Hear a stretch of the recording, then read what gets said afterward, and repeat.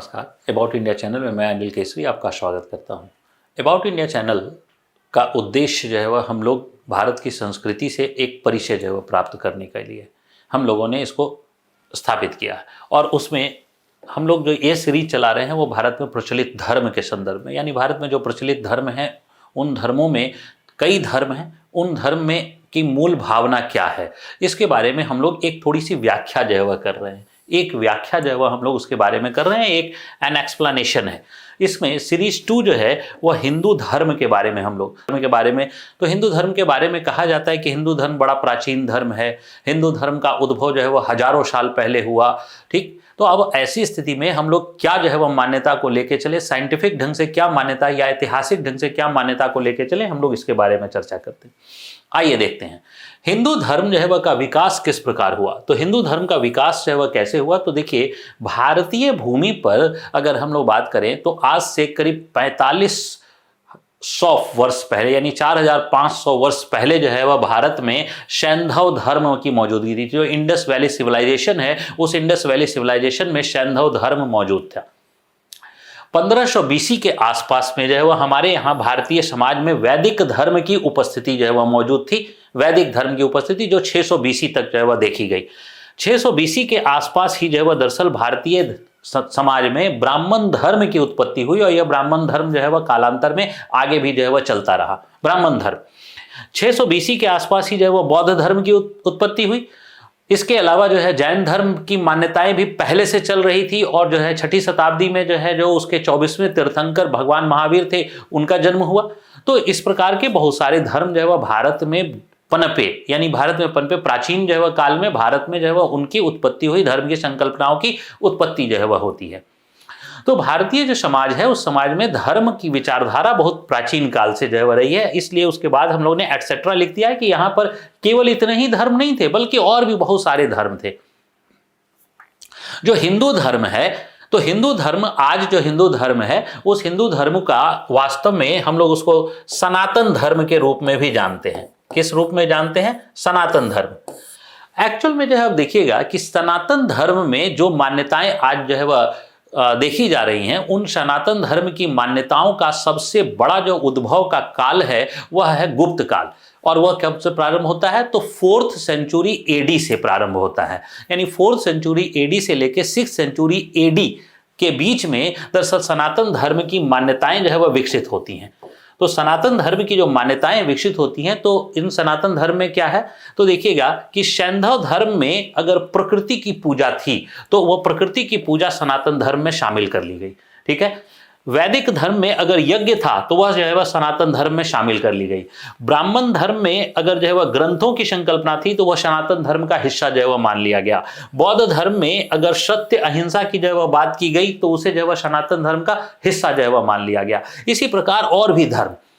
तो सनातन धर्म जो है जो गुप्त काल में प्रारंभ हुआ उसमें जो है वह दरअसल जो है वह हम लोग अगर देखें तो वह सबका इंटरसेक्शन हो गया। ABCDE जो है वह सबका इंटरसेक्शन हो गया। और ये जो इंटरसेक्शन निकलता है सारे धर्मों का, ये A है, मान लीजिए B है या C है या D है, इन सब का जो इंटरसेक्शन यानी सभी की मान्यताओं को समावेशित कर दिया गया तो एक्चुअल में वही सनातन धर्म कहलाया। यही सनातन धर्म वर्तमान समय में जो है वह हिंदू धर्म के रूप में जाना जाता है। आज जो हम लोग देखते हैं हिंदू धर्म के रूप में वो वास्तव में यही सनातन धर्म है। अब इसका मतलब है इसीलिए कि सनातन धर्म या हिंदू धर्म की जो मान्यताएं हैं उसमें जो कई मान्यताएं अब कैसी मिलेंगी हमें, तो हजारों वर्ष जो है वह पुरानी मिलेगी, हजारों वर्ष पुरानी मिलेगी। जैसे जो है एग्जाम्पल के तौर पर जो है वह देखिए कि सैंधव काल में ही जो है वह पशु की पूजा की जाती थी। आज भी हिंदू धर्म में क्या है? पशु की पूजा की जाती है। यहाँ पर पशुपति, एक मुहर पर पशुपति का चित्र जो है वह अंकित मिलता है हमें। वह जो है पशुपति को ही आज जो है वह हम लोग शिव के रूप में, भगवान शिव के रूप में जो है वह देखते हैं। ठीक है। इसमें मातृदेवी की जो है वह पूजा जो है वह मिलती है। आज भी जो है वह मातृदेवी के रूप में हम धरती को जो है वह हम स्वीकार करते हैं। या सैंधव धर्म में हमें बैल की पूजा मिलती है और आज भी जो है वह हिंदू धर्म में हम जो है वह भगवान नंदी की जो है वह पूजा करते हैं, जो एक बैल के रूप में जो है वह मान्यता है। इसका मतलब है सैंधव धर्म की जो मान्यताएं हैं वो सनातन धर्म में समाहित हो गई। वैदिक धर्म में जो है वह देखिए इंद्र हैं, भगवान इंद्र हैं। तो वैदिक धर्म में अग्नि है, वैदिक धर्म में जो है वह सोम है, वैदिक धर्म में वरुण है, और ये सारे जो है वह की पूजा जो है आज भी जो है वह होती है। आज भी हिंदू धर्म में जो है वह इन मान्यताओं को स्वीकार करके रखा गया है। इस वैदिक धर्म में वेदों की रचनाएं हुई, तो आज भी हिंदू धर्म का आधार जो है वह हम लोग कहां से ढूंढते हैं? वेदों से ढूंढते हैं। ठीक, ब्राह्मण धर्म के अंदर जो है, ब्राह्मण धर्म के अंदर बहुत सारे जो है वह अन्य ग्रंथों की, जैसे ब्राह्मण ग्रंथ की रचनाएं हुई, और जो ब्राह्मण ग्रंथ की रचनाएं हैं उसमें दरअसल जो है रीति रिवाज, यानी हिंदू धर्म के रीति रिवाजों का संकलन किया गया। तो वो रीति रिवाज जो है वह आज हमें जो है वह मिलते हैं। बौद्ध धर्म में जो है वह क्या है, अहिंसा वगैरह को शामिल किया गया। और कालांतर में हिंदू धर्म में जो 10 अवतार की संकल्पना है, विष्णु के 10 अवतार की संकल्पना, उसमें भगवान बुद्ध को एक अवतार के रूप में स्वीकार कर लिया गया। यानी बौद्ध धर्म को मान लिया गया क्या, कि यह जो है वह वास्तव में हिंदू धर्म का ही जो है वह एक अंग है, उसी विचारधारा से जुड़ा हुआ है, और भगवान बुद्ध को ही जो है वह एक अवतार के रूप में स्वीकार कर लिया गया। यानी कि हिंदू धर्म जो है वह एक ऐसे जो है वह धर्म है जिसमें कि सभी धर्मों की मान्यताओं को स्वीकार कर लिया गया। और जब सभी धर्मों की मान्यताओं को स्वीकार कर लिया जाता है अगर किसी भी धर्म में, तो उसमें जो है वह क्या होता है, सभी को स्वीकार करने की क्षमताएं जो है वह बढ़ जाती हैं। इसलिए हिंदू धर्म में सभी को स्वीकार करने की क्षमता बढ़ गई। अब जो है वह अगर देखा जाए तो हिंदू धर्म वास्तव में प्रधानतः जो है वह भारतीय उपमहाद्वीप में प्रचलित है, प्रधानतः भारतीय उपमहाद्वीप में प्रचलित है। और भारतीय उपमहाद्वीप में जो प्रचलित है, तो इसमें क्या क्या विचारधाराएं जो है वह है इस भारतीय उपमहाद्वीप में हिंदू धर्म, तो यह माना जाता है कि यह कर्मकांड या रिचुअल्स आधारित है, और यह माना जाता है कि यह बहुदेववाद या पॉलिथिज्म जो है वह आधारित है, और यह गतिशील है और परिवर्तनशील है। आइए हम लोग इसको एक एक करके थोड़ा सा समझने का प्रयास करते हैं। जैसे कहा जाता है कर्मकांड, यहां जो है वह कहा जाता है कि कर्मकांड जो है, और कर्मकांड की जो है वह बड़ी तीखी आलोचना की जाती है। आज जो है वह आप देखिएगा बहुत सारे पढ़े लिखे जो वर्ग के लोग हैं वह कर्मकांड की बड़ी तीखी आलोचना करते हैं कि हिंदू धर्म में कर्मकांड है, और कर्मकांड जो है वह हमारे समाज को पतन जो है वह का रास्ता जो है वह दिलाता है। आइए हम लोग जो है वह कर्मकांड को समझने का प्रयास करते हैं। कर्मकांड, रिचुअल्स, तो देखिए कर्मकांड में हम लोग एक्चुअल में क्या करते क्या हैं। तो कर्मकांड में हम लोग क्या करते हैं, तो देखिए फूल चढ़ाते हैं, फूल को कंपलसरी मान लिया गया। ठीक है, हम लोग अगरबत्ती से पूजा करते हैं। ठीक है, हम लोग जो है लड्डू चढ़ाते हैं।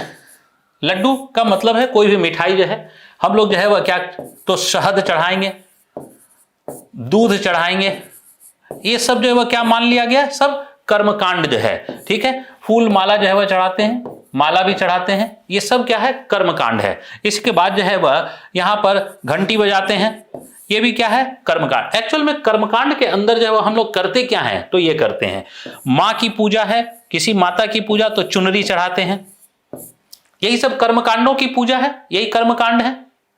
अब आइए देखिए इन कर्मकांडों को देखिए, और आप गौर करके जो है वह देखिएगा, मैं जो है वह एक दृश्य आप लोग के सामने जो है वह किसी भी मंदिर, कोई भी जो फेमस मंदिर है उस फेमस मंदिर के आसपास देखिएगा तो ये कर्मकांडों का बाजार वहां पर रहता है, कर्मकांडों का वहां बाजार रहता है। यानी कहीं फूल माला बिक रही है, कहीं घंटी बिक रहा है, कहीं चित्र बिक रहा है, कहीं अगरबत्ती बिक रहा है, कहीं जो है वह दूध दही बिक रहा है, कहीं घंटी बिक रहा है, कहीं माता की चुनरी जो है वह बिक रही है, और ऐसे दुकान सजे हुए हैं। ठीक है, ऐसे दुकान सजे हुए हैं, और हम लोग इसी को जो है वह नकारात्मक रूप से देखते हैं। लेकिन अगर गौर करके देखिए, आप कभी किसी मंदिर में जो है वह जाके अगर जो है वह प्रणाम करना चाहते हैं, तो एक कोई छात्र है जिसके पास जो है वह पॉकेट में धन नहीं है, तो वो ऐसे ही गया मंदिर में और प्रणाम करके जो है वह चला आया। कोई जो है वह उससे आर्थिक रूप से संपन्न है, वह जो है 250 ग्राम का लड्डू जो है वह लेकर और जो है वो चढ़ा के आ गया मंदिर में। कोई उससे संपन्न है तो 1.25 किलो का जो है वह लड्डू चढ़ाया, कोई उससे संपन्न है तो 5 किलो का लड्डू चढ़ाया, और कोई बहुत संपन्न है तो हो सकता है 500 किलो का भी लड्डू चढ़ाए। यानी कि कर्मकांड में जो है वह क्या है कि हमारा कर्मकांड जो कर रहे हैं, यह कर्मकांड अनिवार्य तत्व नहीं है, और दरअसल यह कर्मकांड हमारे पॉकेट पर निर्भर करता है। कर्मकांड पॉकेट पर निर्भर करता है, और ऐसा किसी भी मंदिर में जो है वह नहीं है कि हम जो है वह लड्डू लेकर नहीं जाएं तो भगवान का दर्शन करने न दिया जाए। हम लड्डू लेकर न जाएं तो भगवान का दर्शन करने न दिया जाए, हम फूल माला लेके न जाएं तो भगवान का दर्शन पे जो है वह प्रतिबंध है, ऐसा कहीं नहीं है। इसका मतलब है कि कर्मकांड हम करें या न करें ये हमारी मर्जी पर है। और हमारी मर्जी जो है वह किस चीज पे चल रही है, तो हमारी मर्जी जो है वह चल रही है हमारे पॉकेट पर। हम जो है वह 250 ग्राम का भी लड्डू चढ़ा रहे हैं, हम 1.25 किलो का भी लड्डू चढ़ा रहे हैं, हम 5 किलो का भी चढ़ा रहे हैं, और 500 किलो का भी कोई चढ़ाने वाले लोग हैं। क्यों? क्योंकि ये हमारी मर्जी पर है। तो इसका मतलब है कि कर्मकांड जो है वह तब हम करते हैं जब हमारे पास मुद्रा होती है, तब हम कर्मकांड करते हैं। तो इसका मतलब है कि अब कर्मकांड को जो है वह समझिए कि यह कंपलसरी नहीं है, इसलिए कर्मकांड कंपलसरी नहीं है। किसी धर्म के अंदर कह दिया जाता कि फूल चढ़ाना अनिवार्य है, तभी जो है वह आप फूल माला लेकर जो है वह नहीं जो है वह आए हैं, तो इसका मतलब है बजरंगबली आपको आशीर्वाद नहीं देंगे। क्या ऐसा कहीं हिंदू धर्म में लिखा हुआ है? तो नहीं लिखा हुआ है। तो इसका मतलब है कि फूल माला चढ़ाना यह हमारी मर्जी पर है, फूल माला चढ़ाना अनिवार्य तत्व नहीं है। हम बगैर फूल माला चढ़ाए हुए भी जो है ईश्वर का आशीर्वाद प्राप्त कर सकते हैं, मंदिर में देवताओं और देवियों का आशीर्वाद प्राप्त कर सकते हैं। तो यह कर्मकांड कंपलसरी नहीं है, पहला। अब दूसरा जो है वह देखिए गौर करके कि भारत के मंदिरों के आसपास से वह देखिएगा इन सब की दुकानें सजी हुई हैं। तो इन सब की दुकानें सजी हुई हैं, तो चलिए हम कर्मकांड को हटा दें, भारत में हटा दें, पूरे भारत से कर्मकांड को हटा दें, तो देखिए कि सारे फूल माला की दुकान बंद हो जाएगी, अगरबत्ती की दुकान, लड्डू की दुकान, शहद, दूध, घंटी, चुनरी, इन सब की दुकानें बंद हो जाएंगी। अब अगर एक मंदिर, एक हमारे शहर में एक छोटा सा मंदिर, अगर जो है वह देखिए कि अगर हम एक मंदिर की बात करें तो एक मंदिर में के पास पास वहां पर कहीं 5 दुकानें हैं, कहीं 10 दुकानें हैं, कहीं 20 दुकानें हैं, कहीं 50 दुकानें हैं। 50 दुकानों से 50 परिवार चल रहा है, 50 दुकानों से 50 परिवार जो है वह की रोजी रोटी जो है वह चल रही है, ठीक है। और केवल 50 परिवार ये नहीं, उस दुकान में जो सप्लाई करने वाला यानी फूल माला है, तो फूल माला जो है वह कौन जो है वह दे रहा है, तो किसान दे रहा है। अगरबत्ती में जो मूल तत्व आ रहे हैं तो वो कहां से आ रहे हैं, तो कृषि क्षेत्र से आ रहे हैं, किसान जो है वह दे रहा है। लड्डू में जो बेसन आ रहा है वो बेसन जो है वह अन्न है, और वो कहां से आ रहा है, तो किसान जो है वह दे रहा है। शहद जो है वह कहां से आ रहा है, तो जंगल से आ रहा है, वहां से वनीय जो है वह अर्थव्यवस्था जो है वह चल रही है। दूध दही से जो है वह किसकी अर्थव्यवस्था चल रही है, तो कृषि की अर्थव्यवस्था जो है वह चल रही है। ये घंटी या लोटा या जिस प्रकार की जो भी चीज है वो बनाने में जो है वह किसका, तो चलिए हम लोग तांबा पीतल का इस्तेमाल करते हैं, तो तांबा और पीतल का उद्योग चल रहा है। और तांबा और पीतल का जो उद्योग है वह किसी न किसी खनन से आ रहा है, तो इसका मतलब है यहाँ खनन जो है वह भी चल रहा है, और खनन उद्योग में काम करने वाले जो श्रमिक हैं वो भी इस पर निर्भर हैं। चुनरी है तो ये चुनरी जो है वह कहाँ, तो वस्त्र उद्योग चल रहा है, और ये वस्त्र उद्योग जो है वह अगर चल रहा है तो वस्त्र उद्योग में वस्त्र के धागे जो है वह कहाँ से आ रहे हैं, तो हो सकता है किसी कृषि क्षेत्र से आ रहे हो या किसी उद्योग से आ रहे हो, वहां भी श्रम जो है वह कार्य कर रहा है। अब गौर करके देखिए कि कर्मकांड के अंदर जो है वो सारे के सारे जो है वह जितने भी हैं वो श्रम है। तो अगर कर्मकांड जो है को हम हटा दें तो ये सारा श्रम केवल 50 परिवार ही नहीं बल्कि उसके बैक का जो सप्लाई का चेन है और उससे जुड़ा हुआ जितना भी श्रम है सारा श्रम समाप्त हो जाएगा। तो सच्चाई यह है कि कर्मकांड एक तो कंपलसरी नहीं है, और दूसरा कि कर्मकांड इतनी बड़ी अर्थव्यवस्था चला रहा है। तो जब कर्मकांड इतनी बड़ी अर्थव्यवस्था चला रहा है और वह जो है वह कंपलसरी नहीं है, यानी हमारे ऊपर थोपा हुआ नहीं है, हम चाहे मनमर्जी हमारी हम स्वीकार करें, नहीं मर्जी हम स्वीकार ना करें, तो हमें इस कर्मकांड की आलोचना से बचना चाहिए। तो ये कर्मकांड का जो है वह एक जो है वह उसका व्याख्या हो सकती है कि हम कर्मकांड को इस दृष्टिकोण से भी देख सकते हैं कि इससे अब एक मंदिर के आसपास अगर मान लीजिए 50 और उसके जो है वह बैकग्राउंड में भी हम अगर मान ले 50 ही जो है वह परिवार मान ले, तो एक मंदिर अगर 100 परिवारों को भरण पोषण कर रहा है तो भारत में तो लाखों मंदिर है ना। अगर भारत में लाखों मंदिर हैं तो इन लाखों मंदिर में इतने बड़े जो है वह कर्मकांड से जो अर्थव्यवस्था चल रही है, इस अर्थव्यवस्था जो स्वैच्छिक है, अर्थव्यवस्था कैसी अर्थव्यवस्था चल रही है, स्वैच्छिक अर्थव्यवस्था चल रही है। यह स्वैच्छिक अर्थव्यवस्था इतनी बड़ी जो है वह मात्रा में जो है वह चला रहा है। तो इसलिए कर्मकांड को हमें केवल नकारात्मक दृष्टिकोण से देखने की जरूरत नहीं है। आइए हम लोग जो है वह बात करें कि हिंदू धर्म के अंदर हम लोग बहुदेववाद की कल्पना की है, और बहुदेववाद की भी जो है वह आलोचना की जाती है कि 33 करोड़ देवी देवता हैं, इसकी भी आलोचना की जाती है। लेकिन आप गौर करके देखिए हिंदू धर्म में पुरुष देवता हैं, स्त्री देवी हैं। अब आप गौर करके देखिए किसी भी भारत के अलावा और किसी भी बड़े धर्म में, किसी भी, चलिए प्राचीन रोमन में जो है वह स्त्री देवियां थी, प्राचीन रोमन जो है वह समाज में स्त्री देवियां थी, वर्तमान के जापान जो है में भी स्त्री देवियों की संकल्पना है, लेकिन बाकी जगह पर तो इसका मतलब है कि अगर बहुदेववाद में स्त्री देवी की संकल्पना को स्वीकार किया गया तो एक्चुअल में जो है वह भारत में महिलाओं और पुरुषों दोनों को जो है वह स्वीकार किया गया, यानी भारतीय समाज में महिला और पुरुष दोनों को स्थान दिया गया। और कितनी अच्छी जो है वह बात है। अब देखिए पुरुष देवता में सबसे प्रधान जो है वह कौन है, तो देखिए हम लोग शिव जो है वह मानते हैं, या जो है वह उसके बाद ब्रह्मा मानते हैं, और उसके बाद विष्णु मानते हैं। तीन जो है वह पुरुष देवता में हम लोग तीन को प्रधान जो है वह मानते। आप देखिए ब्रह्मा को जो है वह सृष्टि से जोड़ा गया, विष्णु को जो है वह पालन से जोड़ा गया, और जो है वह शिव को संहार से जोड़ा गया। यानी जीवन की सृष्टि कौन करेंगे, तो ब्रह्मा, जीवन का पालन कौन करेंगे, तो जो है वह विष्णु, और जो है वह जीवन का संहार कौन करेंगे, तो शिव करेंगे। और स्त्री देवियों में हम लोग तीन प्रधान देवियों की चर्चा जो है वह इसमें भी करते हैं। तो इसमें जो है वह मां लक्ष्मी है, ठीक है, मां लक्ष्मी है, मां सरस्वती है, और जो है मां दुर्गा है। अब गौर करके देखिए, लक्ष्मी को जो है वह किससे जोड़ा गया, तो धन, इस सरस्वती को किससे जोड़ा गया, तो ज्ञान, और मां दुर्गा को किससे जोड़ा गया, शक्ति। अब गौर करके देखिए, जीवन को जोड़ा गया पुरुष देवता से, जीवन की सृष्टि, जीवन का पालन, जीवन का जो है वह संहार, और जीवन की आवश्यकताएं जो है, ये जीवन की धन, ज्ञान, शक्ति, ये क्या है, जीवन की आवश्यकताएं हैं। तो जीवन की आवश्यकता को किससे जोड़ा गया, तो स्त्री देवी। इसका मतलब है कि अगर आप जो है वह कोई भी जीवन में आवश्यकताएं हैं तो स्त्री देवी की आराधना के बगैर वह पूर्ण नहीं हो सकती हैं, स्त्री देवी की आराधना के बगैर पूर्ण नहीं हो सकती है। तो धन जो है वह चाहिए तो मां लक्ष्मी की, तो अगर मां लक्ष्मी की जो है उपासना, तो इसीलिए हम लोगों ने क्या क्या कहा कि घर में जो स्त्रियां हैं वह जो है वह लक्ष्मी का रूप है। हम जो है वह बेटी को, पत्नी को, मां को लक्ष्मी का रूप जो है वह मानते हैं, ताकि जो है वह हम स्त्रियों को सम्मान जो है वह दे सकें। तो इसका मतलब है स्त्रियों को सम्मान जो है वह दिलाने के लिए अगर यहाँ पर स्त्री देवी की संकल्पना की गई तो निश्चित है कि बहुदेववाद जो है वह आएगा। बहुदेववाद में ही आप देखिए अर्धनारीश्वर की संकल्पना की गई। अर्धनारीश्वर, अब अर्धनारीश्वर जैसे जो है वह भगवान शिव हैं, तो भगवान शिव का आधा शरीर जो है वह अर्धनारीश्वर में आप देखते होंगे कि आधा भगवान शिव का शरीर है, आधा जो है वह मां पार्वती का शरीर है। और आज जो है इस अर्धनारीश्वर की जो संकल्पना है, इस अर्धनारीश्वर की संकल्पना को आज के समाज में आप देखिए एक समुदाय है जिसे हम कहते हैं किन्नर समुदाय, जिसे थर्ड जेंडर का भी नाम दिया जाता है। अब देखिए तो भगवान शिव को जो है वह थर्ड जेंडर के रूप में पूजा गया, भगवान विष्णु को थर्ड जेंडर के रूप में पूजा गया, भगवान विष्णु और मां लक्ष्मी को, भगवान शिव को और मां पार्वती को थर्ड जेंडर के रूप में पूजा गया।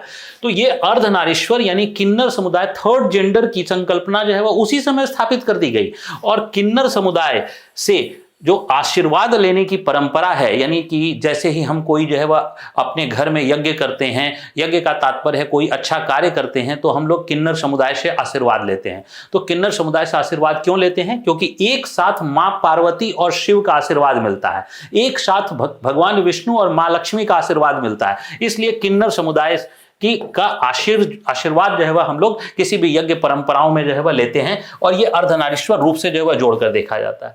हिंदू धर्म के अंदर प्रकृति के तत्वों की पूजा की गई। प्रकृति के तत्व आप देखिए गौर करके, नदी देवी, नदी देवता, पर्वत देवता, धरती मां, वनस्पति देवता, जल देवता, समुद्र देवता, वायु देवता, जल निधि देवता। इसका मतलब है जितने भी प्रकृति के तत्व हैं, पवन देवता, जितने भी प्रकृति के तत्व हैं, सारे प्रकृति के तत्व देवता हैं। तो इससे प्रकृति के तत्वों का क्या हो रहा है, संरक्षण हो रहा है। यानी आपको आज जो है जैव विविधता को अगर जो है संरक्षण करना है तो आपको मृदा का संरक्षण करना है, जैव विविधता का संरक्षण करना है तो पवन का संरक्षण करना है, वायु का संरक्षण करना है, जैव विविधता का संरक्षण करना है तो पर्वत का संरक्षण करना है। तो ये बात तो पहले से ही हिंदू धर्म के अंदर है ना। यानी हिंदू धर्म के अंदर पर्वत की रक्षा के लिए पर्वत देवता की पूजा कीजिए, गोवर्धन की पूजा जो है वह कीजिए। तो अगर जो है वह हम मृदा जो है वह की पूजा कीजिए, धरती मां की पूजा कीजिए, प्रकृति के अंदर जो है वह हम वायु की पूजा करें, तो वायु की पूजा करेंगे तो उसे प्रदूषित ही ना करेंगे। इसके बाद जो है वह प्रकृति के तत्व के अंदर जो है वह सारे के सारे पशु की जो है पूजा कीजिए, गाय की पूजा कीजिए, सर्प की भी पूजा कीजिए, यहां तक कि सर्प जो विषधारी है उस विषधारी का भी पूजा कीजिए। यानी हिंदू धर्म में यह कहा गया कि अगर कोई विषधारी भी है उसकी भी पूजा कीजिए। तो इसका मतलब है सबकी पूजा अगर हम करेंगे तो क्या होगा, बहुदेववाद में जो है वह देवताओं की संख्या क्या बढ़ जाएगी, वो बढ़ जाएगी। इसके बाद जो है वह देखिए कहा जाता है कि भारत में जो है वह हर नर नारायण है। संकल्पना है कि हर नर नारायण है, हर नारी नारायणी है। यानी नर नारायण का मतलब विष्णु और नारायणी का मतलब जो है वह लक्ष्मी। तो अगर प्रत्येक नर नारायण है और प्रत्येक नारी नारायणी है तो जो है वह बहुदेववाद हो जाएगा, संख्या बढ़ जाएगी।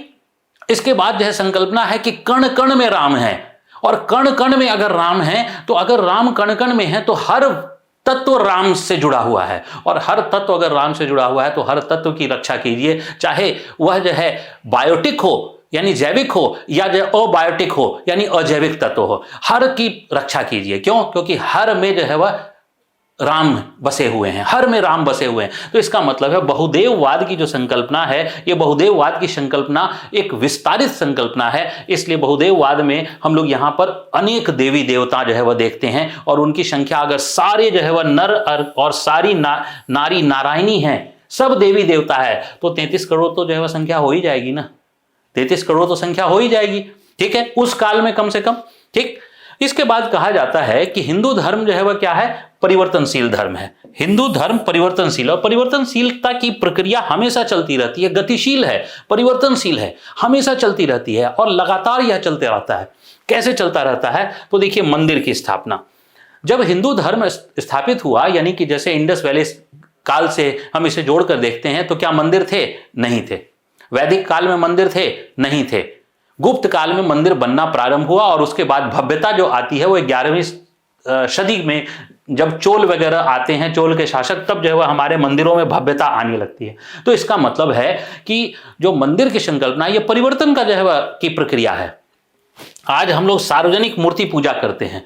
आप देखते होंगे कि गणेश, भगवान गणेश की पूजा करते हैं, माँ दुर्गा की पूजा करते हैं। तो यह क्या मूर्ति पूजा जो है, ये क्या हजारों वर्ष पहले जो है मूर्ति पूजा मंदिर में न थी? सार्वजनिक मूर्ति पूजा का कोई प्रमाण नहीं है।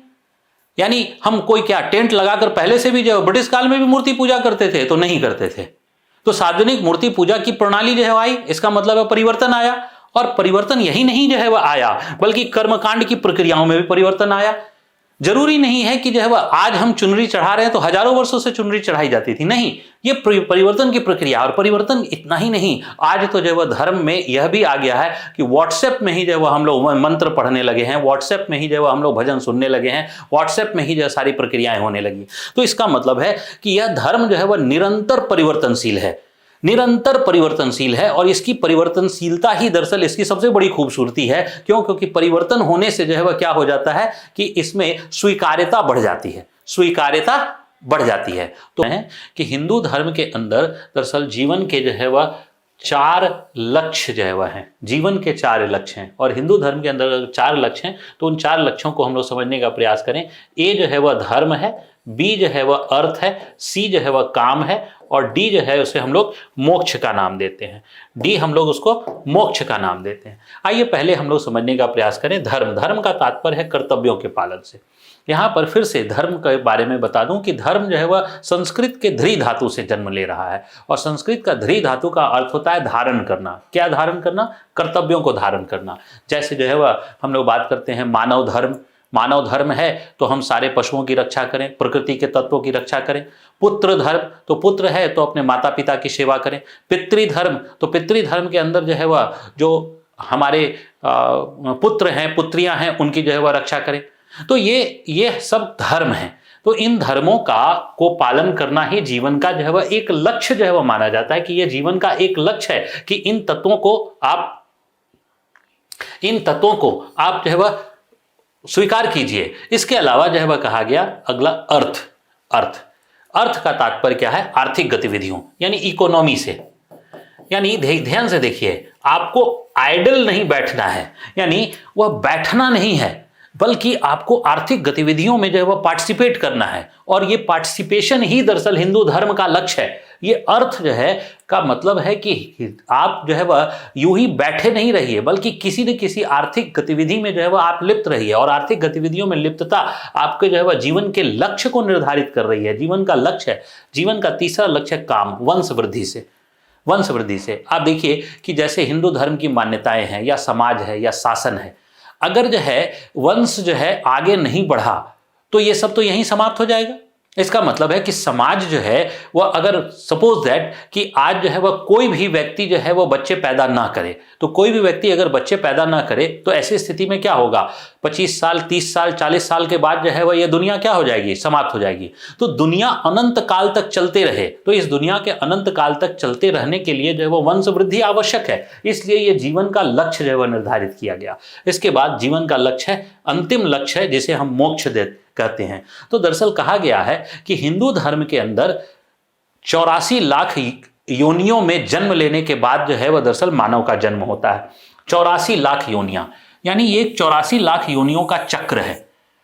तो आप जैसे यहां पर मानव में हैं, तो मानव का जन्म जो है वह कैसे हुआ है, तो यहां 84 लाख योनियों में। योनियों का यहां तात्पर्य क्या है, योनियों का तात्पर्य यहां पर स्पीसीज से है।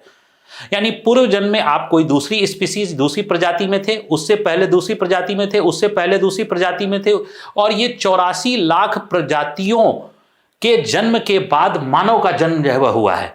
यानी 84 लाख प्रजातियां जो है वह पाई जाती हैं। इससे एक संदेश यह भी दे दिया गया। और आज हम लोग, अगर हिंदू धर्म में कहा गया 84 लाख प्रजातियां, आज अगर आज का साइंस जो है वह देखा जाए तो आज का साइंस जो है वो अब तक 27 लाख प्रजातियों के बारे में पहचान कर चुका है। यानी 27 लाख प्रजातियों के बारे में पहचान कर चुका है। लेकिन अगर 1950 में जो है हम बात करें, 1950 में कितने लाख प्रजातियों की जो है वह जानकारी रही होगी, तो 2 लाख। अगर जो है वह हम 1650 के बारे में बात करें तो कितने प्रजातियों की जानकारी रही होगी, तो कुछ हजार। इसका मतलब है कि हमारे जो है वह प्रजातियों की संख्या के बारे में हमारी जानकारी पहले से कम थी। आज जो है वह हम जान रहे हैं 27 लाख। लेकिन हिंदू धर्म में पहले से ही जो है वह व्याख्यायित है कि 84 लाख प्रजातियां थी, और 84 लाख योनियों के बाद ही हिंदू धर्म का जन्म होता है। इससे एक तत्व जो है वह हमें और इसमें मिलता है, और वो ये कि जैसे मान लीजिए कि कोई चींटी है, कोई जो है वह कुत्ता है, कोई बिल्ली है, तो हो सकता है ना कि उसमें जो आत्मा है वो आत्मा हमारे किसी जो है वह पूर्वज की हो। क्यों? क्योंकि जो है वह 84 लाख योनियों के बाद जो है वह अगर जन्म लेगा तो वह जो है वह आत्मा जो है वह किसी पूर्वज की आत्मा जो है वह हो सकती है। या मैं जो है वह अगर मृत्यु को प्राप्त करूंगा तो अगले जन्म में हो सकता है कि कुत्ते, बिल्ली या जो है वह किसी अन्य जीव के रूप में जो है वह जन्म हो।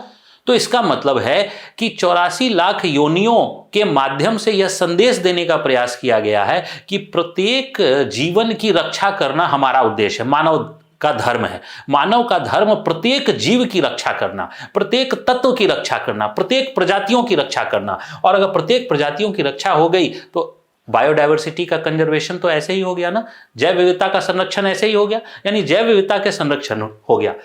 लेकिन ये जो चक्र है, ये चक्र अनंत है। 84 लाख योनियों का जो चक्र है यह अनंत है। और अगर अनंत है और इससे कोई व्यक्ति उसे मुक्त होना चाहता है, तो इससे मुक्त होने का एकमात्र माध्यम है, और वह माध्यम क्या है? मोक्ष।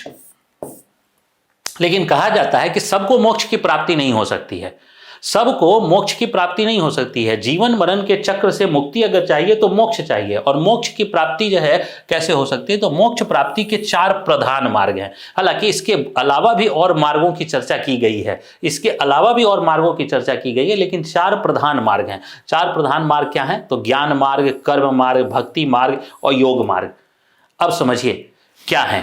तो देखिए, ज्ञान मार्ग, ज्ञान मार्ग का तात्पर्य जो है वह किस चीज से है? तो ज्ञान मार्ग का कि हम ज्ञान की इस अवस्था में जो है वह चले जाएं, ज्ञान की इस अवस्था में चले जाएं कि हमारे जीवन के ऊपर सुख और दुख किसी का भी प्रभाव ना पड़े। हम सुख में हैं या दुख में हैं, उस प्रभाव से मुक्त हो जाएं। तो अगर इस प्रभाव से अगर मुक्त हो जाएं तो हम ज्ञान मार्ग को प्राप्त कर लिए और मोक्ष की अवस्था को प्राप्त कर सकते हैं। कर्म यानी कि निष्काम कर्म, जिसे जो है वह गीता में भी उपदेश दिया गया है। निष्काम कर्म यानी कर्म जो है वह लगातार कर्म करते चले जाए, चाहे कोई भी फल प्राप्त हो। अगर हम इस अवस्था को प्राप्त कर लिए और हम लगातार कर्मों के ऊपर अपना ध्यान दें तो हम जो है वह मोक्ष की प्राप्ति कर सकते हैं। यह जो है वह भी मोक्ष प्राप्ति का माध्यम है। योग मार्ग, योग की अवस्था, योग का मतलब ध्यान, ध्यान की उस अवस्था को हम लोग प्राप्त कर ले जिसमें जो है वह हम अपने तन मन का जो है वह शुद्ध बुद्ध खो दे, तो वह जो है वह योग मार्ग की अवस्था जो है वह, और उसके द्वारा भी हम मोक्ष को प्राप्त कर सकते हैं। और भक्ति मार्ग, भक्ति मार्ग का मतलब है कि ये चौथी अवस्था, यह चौथी अवस्था दरअसल गृहस्थ लोगों के लिए जो है वह कहा गया, गृहस्थ लोगों के लिए कहा गया चौथी अवस्था, जिसमें कहा गया कि आपके कोई भी इष्ट देव हैं और उस इष्ट देव की पूजा अर्चना में आप इतने लीन हो जाइए, इष्ट देव की पूजा अर्चना में इतने लीन हो जाइए, भक्ति को इतना स्वीकार कर लीजिए कि आप सांसारिक जो है वह चीजों से आप अपने आप को मुक्त कर लीजिए। और अब अपने इष्ट देव की आराधना में सारी सांसारिक चीजों से अपने आप को मुक्त प्राप्त कर लेंगे तो वह भी जो है वह आप जो है वह मोक्ष की प्राप्ति कर लेंगे, जैसा मीरा के द्वारा जो है वह किया गया।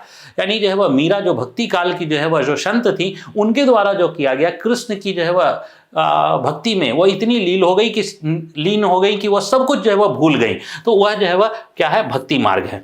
ठीक, अब यहाँ पर हम लोग हिंदू धर्म के अंदर अगली बात जो है वह देखते हैं कि हिंदू धर्म के अंदर आश्रम की व्यवस्था की गई थी, और आज हम लोग ये कहते हैं कि इसे ऐसे आश्रम की व्यवस्था का क्या महत्व है। आइए हम लोग समझने का प्रयास करते हैं कि आश्रम की व्यवस्था क्यों की गई थी और क्या था। तो आश्रम जो माना गया था कि 4 आश्रम हैं, और ये 4 आश्रम से प्रत्येक जो है वह मानव को गुजरना जो है वह पड़ता है।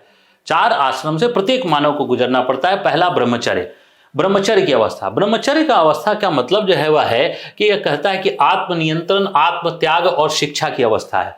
आप देखिए कि शिक्षा हमें प्राप्त करना अनिवार्य है। ब्रह्मचर्य की अवस्था को जो है वह यह बात कर रहा है कि शिक्षा जो है वह प्राप्त करना आवश्यक है। आत्मनियंत्रण, व्यक्ति में आत्मनियंत्रण जो है वह होना चाहिए, और त्याग जो है वह होना चाहिए। यानी त्याग का डेवलपमेंट तभी होगा जब हम ब्रह्मचर्य को स्वीकार करेंगे, और ब्रह्मचर्य को स्वीकार करने के बाद अगर हम त्याग सीख गए तो हम सामाजिक जीवन में भी त्याग जो है वह प्राप्त दे सकते हैं, त्याग कर सकते हैं। सामाजिक जीवन के लिए भी हम त्याग दे सकते हैं, त्याग कर सकते हैं। तो ये जो है वो ब्रह्मचर्य की अवस्था। और ये ब्रह्मचर्य की अवस्था कितने, 25 वर्षों तक, कितने जो है वो वर्ष तक माना गया, 25 वर्ष तक। अब ध्यान से देखिए, 25 वर्ष तक। आज हमारे यहाँ विवाह की आयु जो है वह 18 और 21 है, और उस समय भी जो है वह यह संकेत, दर्शन में संकेत दिया गया था कि 25 वर्ष के बाद ही जो है वह विवाह जो है वह होने चाहिए। यानी 25 वर्ष तक जो है वह एक ब्रह्मचर्य की अवस्था को जो है वह स्वीकार किया गया। 25 वर्ष के बाद जो है वह 25 से 50 के बीच जो है वह माना गया था, क्योंकि जीवन की कुल आयु जो है 100 मानी गई थी, और 100 मानी गई थी तो गृहस्थ जीवन जो है, और गृहस्थ में जो है वह जीवन कहा गया कि सबसे प्रधान जीवन, हिंदू धर्म के अंदर गृहस्थ जीवन सबसे प्रधान जीवन। क्यों? क्योंकि जो है वह जीवन के जो 4 लक्ष्य हैं, इन 4 लक्ष्यों में 3 लक्ष्य की प्राप्ति जो है धर्म, अर्थ, काम। धर्म यानी कि जो है वह कर्तव्यों का पालन, व्यक्ति कर्तव्यों का पालन कब कर सकता है, जब गृहस्थ जीवन में आए। इसमें केवल एक ही कर्तव्य है, और वो कर्तव्य जो है वह क्या है, शिक्षा ग्रहण कर रहे हैं तो हम जो है वह एक छात्र जीवन, छात्र धर्म का पालन कर रहे हैं। लेकिन अन्य जो कर्तव्य हैं, जैसे माता पिता की सेवा करना या समाज का सेवा करना, मानव धर्म का जो है को सेवा करना, वह जो है वह किस में आ रहा है, तो गृहस्थ जीवन में। गृहस्थ जीवन में ही अर्थ, इकोनॉमी, यानी इकोनॉमी का संचालन करना, वह भी गृहस्थ जीवन का, और काम यानी वंश वृद्धि, यह भी गृहस्थ जीवन के अंतर्गत आता है। इसके बाद जो है वह हम लोगों की अवस्था जो आ जाती है वानप्रस्थ की अवस्था, और वानप्रस्थ की अवस्था में कहा जाता है भौतिकतापूर्ण जीवन से त्याग। यानी भौतिकतापूर्ण जीवन से त्याग, लेकिन वो घर में रहेंगे घर में, और भौतिकतापूर्ण जीवन से त्याग कर दिए। तो भौतिकतापूर्ण जीवन से अगर जो है वह त्याग कर दिए तो एक्चुअल में वानप्रस्थ की अवस्था जो है वह गौर करके देखिए तो ये जो है, जो व्यक्ति पहले गृहस्थ में था आज वानप्रस्थ में है, तो वह वानप्रस्थ में उसका पुत्र अगर गृहस्थ जीवन में इंटर कर रहा है तो वह क्या कर रहा है, सारे जो है वह अपने अनुभवों को ट्रांसफर कर रहा है। भौतिकता से जो है वह हट गया, लेकिन अनुभवों को ट्रांसफर कर रहा है। यानी वानप्रस्थ अवस्था में ही जो है वह दरअसल सारे अनुभव, पिता अपने सारे अनुभव को पुत्र को जो है वह दे रहा है, पुत्री को दे रहा है, ताकि माता अपनी पुत्री को दे रही है, अपनी जो है वह पुत्र वधू को दे रही है। तो यह जो है वह क्या है, ये एक अनुभव को जो है वह ट्रांसफर करने की अवस्था जो है वह हो सकती है वानप्रस्थ। और लास्ट में संन्यास, संन्यास को कहा जाता है पूर्ण परित्याग की अवस्था। हर चीज, सारे सुख दुख वगैरह सब कुछ को जो है वह भूल जाए, और यही जो है वह दरअसल मोक्ष का मार्ग ढूंढना। क्यों? क्योंकि यही जो है वह जो भक्ति मार्ग, गृहस्थ जीवन के व्यक्ति जो भक्ति मार्ग जो स्वीकार करते हैं, इसी के अंतर्गत जो है वह वो मोक्ष को प्राप्त कर सकते हैं। तो ये जो है वह हम लोगों ने हिंदू धर्म को थोड़ी सी संक्षिप्त व्याख्या थी। इसके और भी हिंदू धर्म के बहुत सारे जो है रीति रिवाजों, परंपराओं आदि की चर्चा हम लोग अलग अलग वीडियो में करते रहेंगे। तब तक के लिए मैं अनिल केसी आपका धन्यवाद करता हूं। Thank you.